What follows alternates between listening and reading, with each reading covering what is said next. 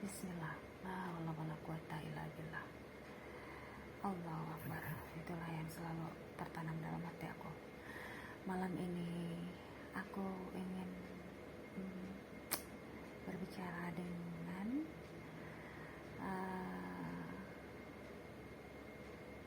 semuanya ya, sahabat YouTube semuanya, terus tentang dunia lain. Aku tidak berani berkata kalau tidak aku mengalami dan sengaja atau tidak disengaja itulah yang aku alami. Di sini aku akan menyapa, halo Naomi. Naomi ini jenis anak indigo ya, indigo. Tapi aku berbeda dengan dia ya. Kalau setiap orang yang datang dan berjumpa dengan Ibu Ratu Kidul itu punya maksud dan tujuan masing-masing. Jadi di sini tidak sembarangan main terima ya. Aku mengatakan seperti ini tuh berdasarkan apa yang aku alami ya. Jadi setiap orang yang datang ke dalam keilmuan kejawen ya, aku bilang kejawen karena memang itu termasuknya ilmu leluhur ya. Ibu Ratu Kidul itu masuknya kejawen. Jadi tidak sembarangan menghakimi, tidak sembarangan berbuat sesuatu. Kalau gitu, setiap orang yang datang di situ ditanya maksud dan tujuannya apa gitu. Dan qadarullah, Allah menuntun aku untuk berjumpa dengan Ibu Ratu Kidul, suka atau tidak suka. Dulu waktu aku hamil tua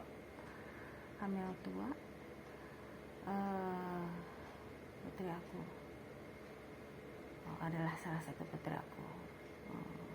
Jadi aku dipanggil, dituntun sama Allah.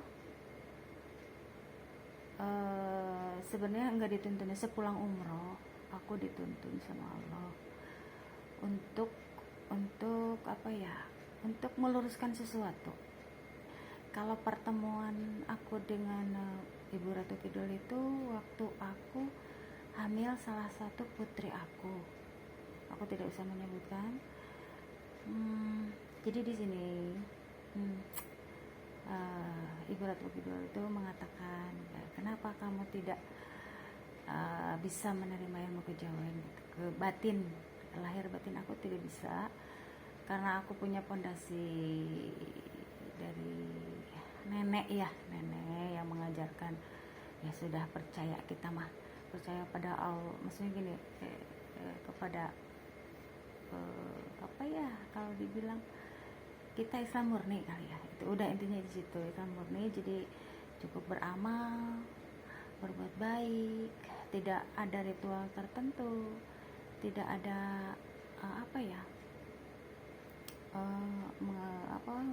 melakukan syarat-syarat tertentu. Tetapi di sini Ibu Ratu Kidul itu sangat hormat sama hamba Allah. Di sini sangat hormat, apa yang saya bilang ya, kalau kita itu kuat imannya, maka makhluk-makhluk halus pun akan hormat. Tetapi jika makhluk halus itu imannya lemah, maka dia pun akan merendahkan kita gitu, sama kayak manusia merendahkan kita. Bahkan iman bisa dibeli gitu dengan uang, dengan kekuasaan. Dan itulah yang berawal titik munculnya pengkhianatan gitu. Pengkhianatan itu bukan sesama manusia, tetapi antar jin juga ada pengkhianatan di situ. Jadi Ibu Ratu Kidul itu waktu itu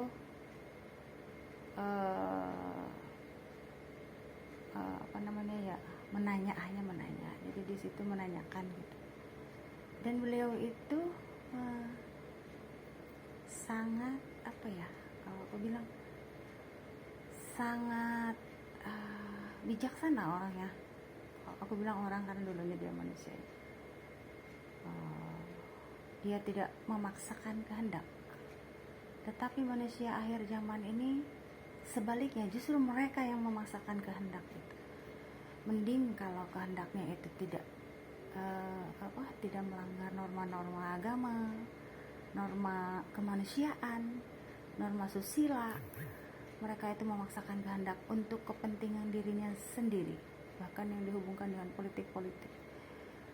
Di sini tidak ada dalam ceritanya orang baik akan selalu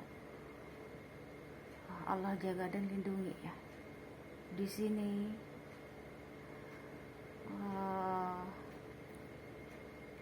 aku mengatakan bahwa aku ini bukan pengikut Ibu Ratu Kidul ya, Islam murni, tetapi beliau itu sangat, kalau kita menghormat, karena bagaimana kitanya, kalau kita hormat sesama mereka sebagai makhluk ciptaan Allah ya, mereka pun akan berlaku sama, hormat. Di situ mereka tidak akan membela orang yang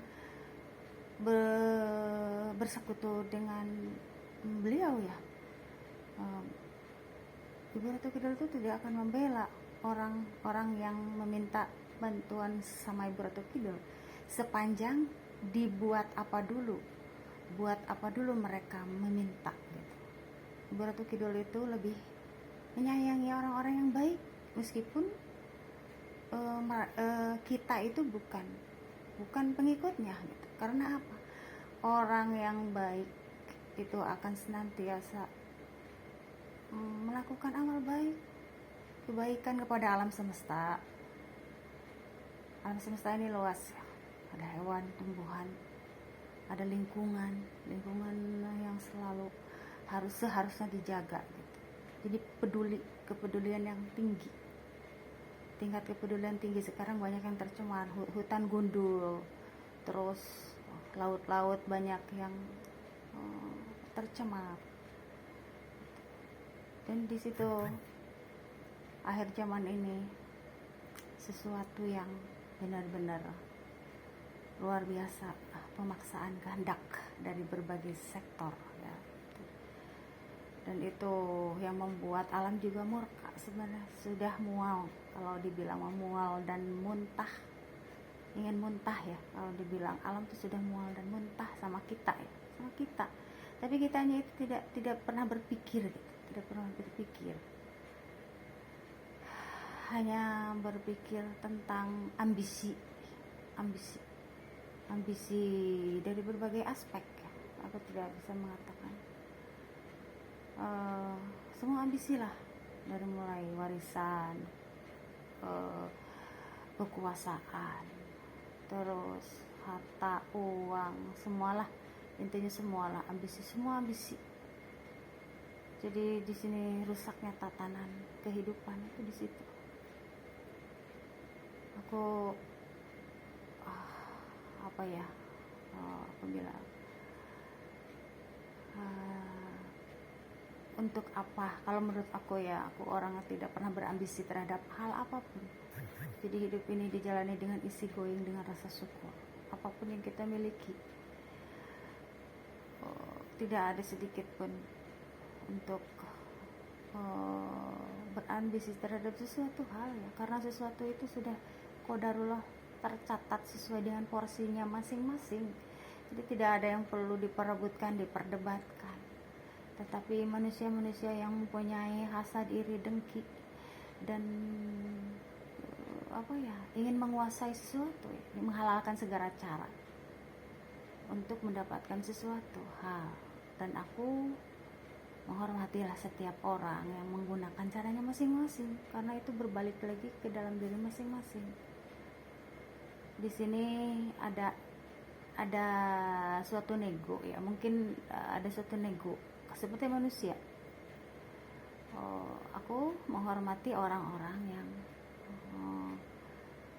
mempunyai kepercayaan, paham kepercayaan sesuai masing-masing. Dan aku juga silakan jika mau dengan cara masing-masing ya, dengan cara cara kepercayaan masing-masing. Tidak boleh aku juga melarang seseorang yang berniat apa ya, mempelajari ilmu yang di luar sepemahaman aku ya. Terus jadi di situ juga ada ke apa ya, seperti negosiasi. Aku tidak boleh menarik orang yang sudah ketentuan mau jadi ininya mereka gitu. Jadi aku hanya sebatas reminder itu bukan hanya sama orang, sama semuanya. Tapi di akhir zaman ini apa ya, ya begitulah, banyak pemaksaan kehendak.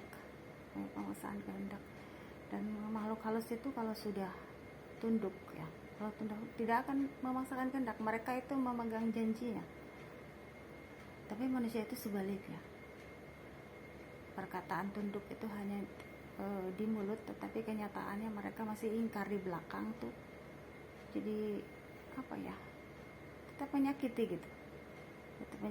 mendolimi, padahal dia itu aku tuh udah apa ya misalnya, jadi tidak bisa lah, apalagi akhir zaman ini. Apa yang aku katakan malam ini, rasanya udah lelah sekali. Aku hanya menyimak berdasarkan pengkajian. Aku hanya seorang perawat di akhir zaman